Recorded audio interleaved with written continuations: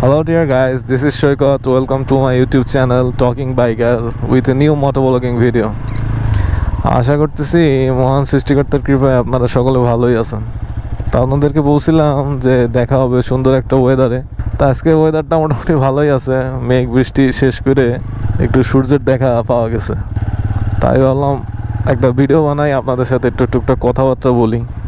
তো এটা হলো আমাদের ভেটেরিনারি অনুষদ, আর যে বিল্ডিংটা দিয়ে ক্রস করলাম সেটা হলো আমাদের ওই পিছে কৃষি অর্থনীতি অনুষদ। আর সামনে যেটা এখন দেখতেছেন এটা হলো মৎস্য বিজ্ঞান। এই যে হলো আমাদের মৎস্য বিজ্ঞান অনুষদ। তো চলেন সামনে যেয়ে কথা বলি আপনাদের সাথে। ছোটোবেলাতে যখন স্কুল কলেজ শেষ করে আসতাম বুঝছেন, তখন সেই বিকালের আশায় বসে থাকতাম কখন নিজের আব্বা একটু বাইকে ঘুরাবে। তারও প্রথমে বাজাজ গাড়ি ছিল, পরবর্তীতে হিরো হন্ডা স্প্লেন্ডার প্লাস কিনছিল। তা বলতে পারেন যে গার রক্তেই বাইকের একটা ছোঁয়া ছিল আর কি। তা সেই হিসেবেই ছোটোকাল থেকে বাইকের প্রতি একটা আলাদা রকমের অ্যাট্রাকশন ছিল আমার। আর বর্তমান সময় ছেলে হিসেবে সবারই একটা বাইকের প্রতি আলাদা রকমের ইন্টারেস্ট থাকেই, কিন্তু এটা ফিল আপ করা একটু টাফ হয়ে যায় যখন মানুষজন স্টুডেন্ট অবস্থায় থাকে আর কি। আমারও সম্ভব হয়েছিল না স্টুডেন্ট অবস্থায়। এটা আমাদের টিএসসি ভবন। তো আমারও অনেক দিন ওয়েট করে থাকা লাগছে বাইকটা কেনার জন্য। এই স্বপ্ন পূরণ করতে বিশাল সময় লেগে গেছে আমার। এই জার্নিটা অল্প কয়েকদিনের না, অনেক দিন ধরে আমার এই বাইক কেনার প্ল্যান ছিল। আজ কিনি কাল কিনি করতে করতে বাজেট মেনটেন করতে করতে শেষমেশ চাকরি পেয়ে আপনাদের দোয়ায় অবশেষে বাইকটা কিনতে পারছিলাম। তো আজকে চলেন কথা বলি আমার পালসার N160-র রোড প্রেজেন্স নিয়ে। বর্তমান সময় ইয়াং জেনারেশন সবাই চাবে যে সবাই এমন একটা বাইক কিনবে যে সবাই একটু হলো রোড ঘাট দিয়ে যখন এই বাইকটা নিয়ে যাবে একটু হলো তাকায় দেখবে যে কি বাইক কিনছে না কিনছে। কারণ আপনি রোডে বাইক নিয়ে যাচ্ছেন, সবাই একটু ঘুরে দেখতেছে, এটা আপনারও একটা আলাদা রকম ফিল দিবে। আমার অবশ্য ওরকম কোনো এক্সাইটমেন্ট ছিল না গাড়ি কেনার, মানে এই রোড প্রেজেন্স নিয়ে। তারপরও ভালো লাগার তো একটা ব্যাপার আছেই। আমি প্রথমত কমফোর্টের দিকে খেয়াল করছিলাম, সেই হিসেবে অবশ্যই ইয়ামাহা ভার্সন 3 আগায় থাকে, কিন্তু পরে বললাম যে একটু তো পাওয়ারের দরকার আছে। আর এই বাইকটার যে অনেক সমস্যা সবাই বলতেছে, আমি জানি না আমার ক্ষেত্রে এটা কীরকম হবে না হবে। এর সেলফ মোটর আর ট্যাঙ্কিতে জং, এই দুটা একটা মেজর ইস্যু হয়ে আছে এই বাইকের ক্ষেত্রে। তা আমি আজ পর্যন্ত এই বাইক নিয়ে যতবারই বের হয়েছি, যতই যা বলেন না কেন, লুক থেকে শুরু করে এক্সস্ট সাউন্ড, মানুষজন একটু হলেও একবার ঘুরে তাকাইছে। তো এটা আমাদের ভার্সিটির একদম শেষ প্রান্ত, এদিকে আনসার ক্যাম্প। বর্তমান সময়ে আনসাররা তো খুব এক দাবি নিয়ে চলতেছে। তা আমাদের আনসার ক্যাম্প তো অবশ্যই এরকম কিছুই নাই, তারা চুপচাপই আছে এখন পর্যন্ত।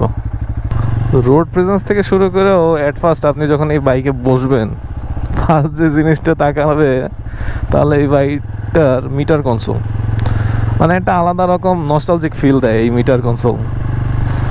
আপনার অ্যানালগ প্লাস ডিজিটাল সব দিক মিলায় একটা আলাদা রকম ফিল পাবেন।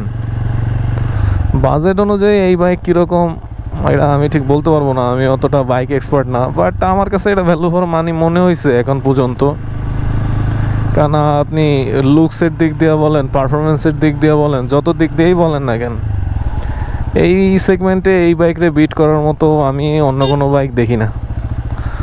আর কমফোর্টের কথা আসলে রাইডার সিটে তো আমি এখন পর্যন্ত কমফোর্ট পাইছি, বাট পিলিয়ন সিটে বসলে একটু মাজা ব্যথা করে, যদিও ওরকমভাবে অত কোন ধরে পিলিয়ন হিসেবে কোনো জায়গায় যাইনি আর কি।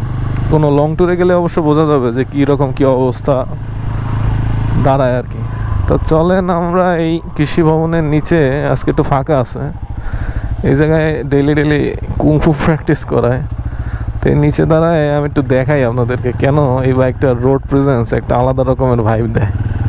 তো এই জায়গায় আলো বেশি ভালো পাইতেছি না, এই কারণে চলেন অন্য জায়গায় যাই, ক্যামেরায় রেকর্ড করে শান্তি পাবো না।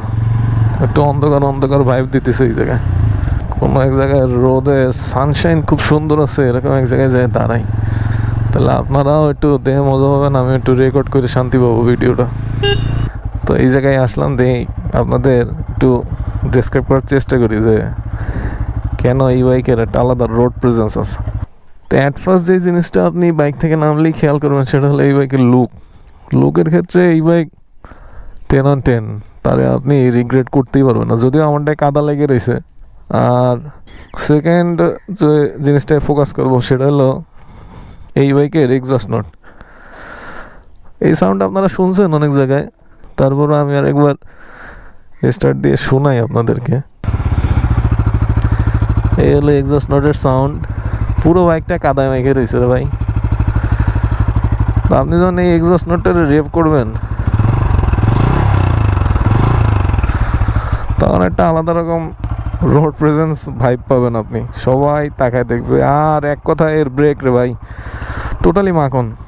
আর এই ডিআরএল 2টা যথেষ্ট সুন্দর, এবং রোডে যখন চলবেন একটা আলাদা মানুষজন চায় দেয়। জেনারেলি আমি যখন চালাই বাইকটা তখন এক্সস্টের সাউন্ডের কারণেই অধিকাংশ মানুষ তাকায় থাকে।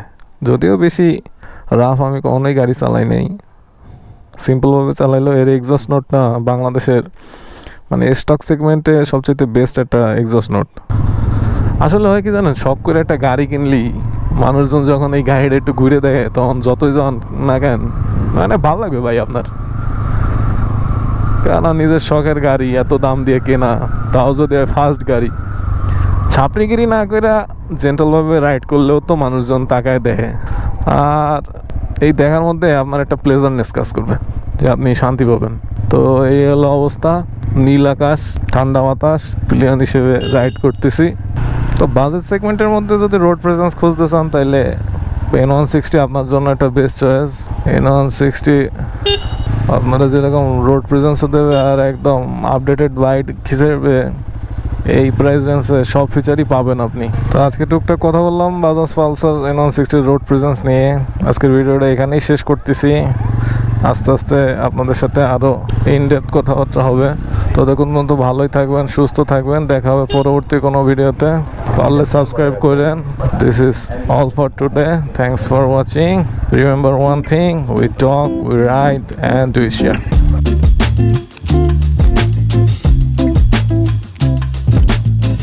ভাই দোস্ত বাইরে কিনা ভিডিও অফ করে, ও ভিডিও অফ করে